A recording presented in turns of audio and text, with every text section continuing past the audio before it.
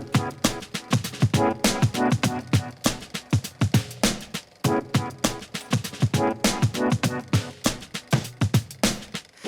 does it feel being alone? Hello and welcome back. Thank you so much for joining me for another video. Today we are outdoors. So Jake and I just recently moved to Sicily in Italy to try to get away from the city, to be closer to nature, to be able to hike and just be outside a lot more than we were when we were living in Paris. So here we are in beautiful Italy, and I'm able to film this video outside with the soundscape of the birds and the bees and whatnot. So, you know, I'm a sucker for that. So that's why we're outside. And also, hopefully this little white pom-pom isn't too distracting. That's just my microphone. So that's the setup for today. But enough about me. And now let's actually talk about the subject of today, which is sustainable travel. And you know, talking about sustainable travel, sustainable is a huge buzzword at the moment. It bears the question, can sustainable travel actually be a thing? Can you actually travel sustainably? And I think there's two answers to that. You know, there's the obvious yes for people who actually want to believe that it's completely feasible, and there's a more realistic answer, which is no. That being said, there are ways to make traveling a lot more sustainable, a lot more inclusive, a lot more profitable actually to local people, to the wildlife that you're visiting, to the fauna and the flora of the places you are going to be visiting and staying at. But inherently, everything we do as humans, even animals, other animals, species, plants and everything has an effect on the planet to some extent. So we can't really say that you're 100% sustainably traveling. I think that's just not true. But that's okay. That's okay, because today is focusing about how to make your traveling more sustainable. So what are the tips and the tricks that I've learned along the way? I've done a tremendous amount of traveling, which is true, probably more than I should have for, you know, an environmentalist. I do consider myself an environmentalist, but a lot of the traveling I've done has actually been to work with nonprofits as a photographer and videographer. So if you do want to check my work in that realm, I'm linking a video up in the cards. But a lot of the traveling that I have done in the past actually has been quite sustainable and has had the earth, you know, at the core, just caring for the earth at the core, because, you know, I was working with NGOs that really did care about the environment. So I feel like I'm pretty well equipped to tell you about these tips. And yeah, without further ado, let's start with tip number one. Tip number one is considering the most sustainable form of transport that you can to actually get to destination, to places you want to visit. So overall, I think the bus and the train are often the most sustainable options there are out there. Flying being the least, car being somewhere in between, depending on the amount of people you have in the car. But just thinking about transport in general into your plan of how to travel more sustainably is very much key. In the same sense, traveling on economy flights is actually a lot more sustainable. I think 5 times more sustainable than getting business class, for example, just in terms of how much room you occupy on the plane and the ability of these companies to add more seats and therefore transport more people that are flying on economy, and so having less of a carbon footprint. Hopefully that's sort of clear. But anyways, traveling economy, and obviously trying to fly direct. So the most direct route will always be the most sustainable. The more planes that you have to take, the least sustainable you are, because you're releasing more CO2 into the atmosphere, along with other, you know, harmful gases. So yeah, that's number one, transport. Just thinking about how you're going to transport yourself around.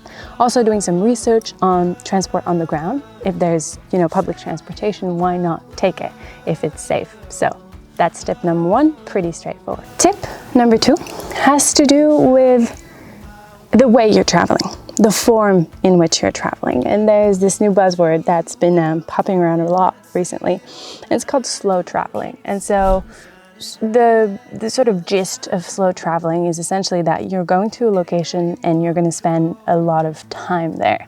Of course, a lot of time is sort of subjective, but that means that you're not sort of fast food consuming traveling. You're not going to a place and being like, what are the 10 best things to do in 2 days or in 24 hours? I'm gonna do all of them, quick, bam, bam, bam. No, slow traveling is about switching that mindset and actually wanting to discover more of what a region has to offer, more of what a country has to offer than, you know, these listicle bucket list things that you're supposed to do on the destination. I think slow traveling is also, which comes into tip 3, about supporting local businesses. And I can't stress that enough. Supporting local businesses while you're traveling can have a huge impact on the local economy. So trying to find people that are actually from the country and that are, you know, locals of that country, and actually uplifting them by just purchasing things from their business or actually staying with them. You know, there's a lot of and you call them homestays. Yeah, there's a lot of homestays abroad that you can do, which really do help the locals. So that's tip number 3. Always try to give more powers to the local by actually engaging in what they're offering rather than giving your money to, let's say, US company like, I don't think Marriott is US. I'm going to have to check on that. But Marriott hotels, anyways, if you're visiting another place and you're staying at the Marriott, you know, why not stay in a place that's actually local run and that will profit the locals in that sense. So tip number 4 sort of goes along the same lines, and that's to completely avoid all-inclusive resorts. I know, it sucks because they can be nice sometimes. I've actually been to them myself when I was maybe 5 or 4.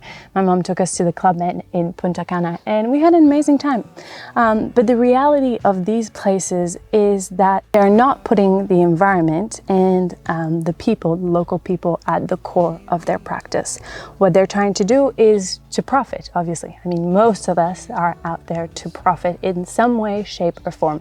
But these all-inclusive hotels use a trick in a way, where they have all the most amazing facilities on the island or the country that they're based in, so that when the traveler comes, they are encouraged to actually just stay in these premises and not explore outside of them, not learn anything about the local culture or anything about the country they're based in. All Club Meds sort of resemble each other for a reason, because it's like a, you know, it's a sort of a home away from home, except that's not the point of traveling. Traveling is about actually immersing yourself in something that's different and actually challenging yourself to some extent. So I would say, if you can, really do try to avoid all-inclusive hotels at pretty much all costs. So tip number 5 is for my explorers out there, for my wild souls and adventurers, and that is to try go wild and go camping.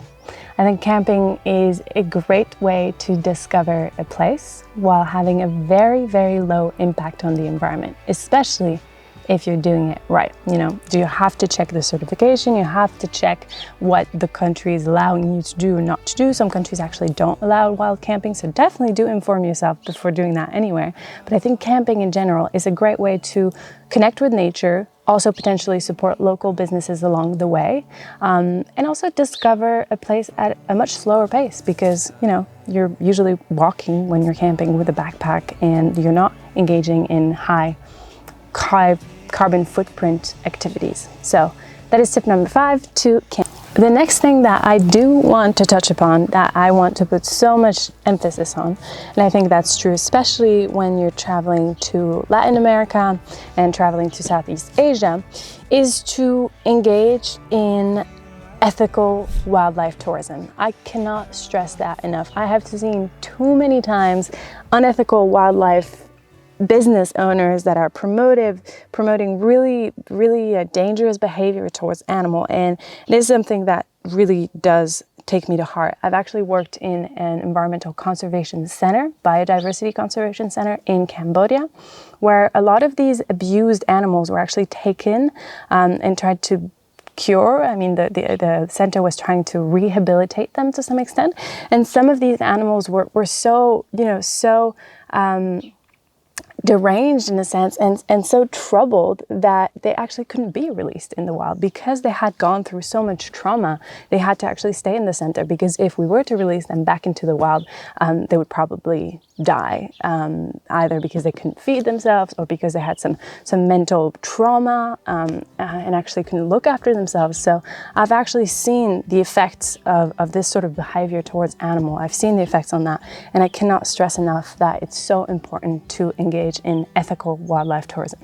It can be hard to tell what is ethical, what is greenwashing, what is unethical, so I've actually created a guide which is linked in the description below of how you can sort of go about checking that the place you are going to is actually an ethical wildlife or has ethical wildlife practices anyway. So there's a little guide linked below in the description if you want to check it out. One thing I will say outright is to avoid anything where you have direct contact with the animals. I think that's very key. Animals are not there for our physical entertainment, so anything that's like riding dolphin is an absolute no-no for me. Riding elephant, absolute no-no. Even like bathing with elephants, I think can be unethical in some regards. So I think the best way to be ethical about your wildlife tourism experiences is to not actually engage with the animals, just to see them in their wild environment and to appreciate that for what it is without having to have, you know, direct interaction with the animal to be gratified. So that's my take on it. But let's move on to the next tip before I get a freaking sunburn. I'm gonna need some cream. Next tip is sort of along the lines of ethical wildlife tourism, and that is to dive and snorkel responsibly. So there is a whole practice that goes into snorkeling. It's not just about putting your mask, your fins, and flopping around in the water and looking at the fish.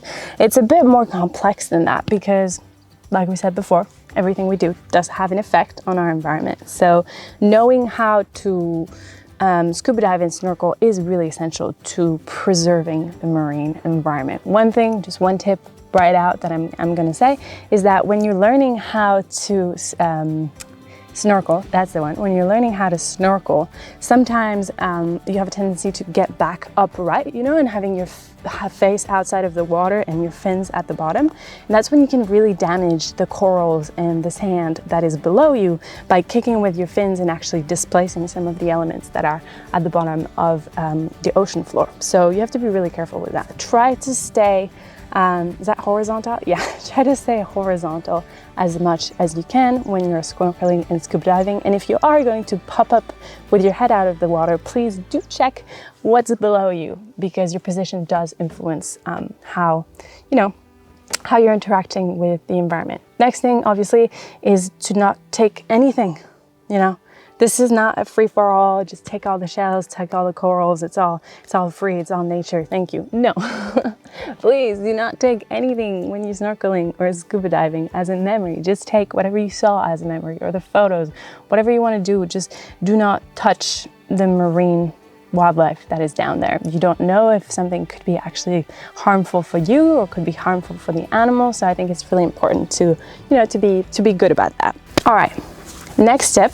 We're coming up to the second to last tip, is to consider volunteering or actually working with an NGO while you're traveling to some place, or actually visiting nonprofit organizations that are doing work on the ground. By giving back to these organizations, you are sort of paying your respects and you are promoting this kind of behavior, the behavior that not everything has to be for profit, that we actually need people to just help each other for, you know, for the benefit of just helping each other out.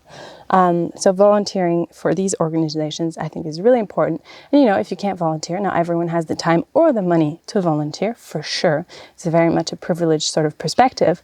But you could potentially just visit these centers. For example, in Cambodia, where I lived for over a year, there are so many environmental organizations that are doing amazing work on the ground, and they all have centers that you can actually visit where you can learn about their purpose and whatnot. If you are ever planning to visit Cambodia and you're looking for ideas of other environmental NGOs or nonprofit organizations that are supporting the locals that you could visit, I have a full guide.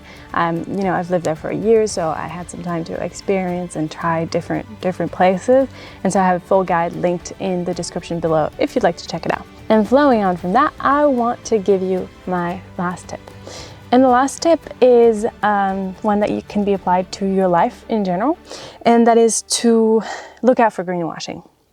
You know, sustainable, eco-friendly, all natural, all these words have been so sort of glamorized recently, the past 2-3 years, as, you know, those buzzwords that you want to have on a product, that you want to have on a tour that you're selling.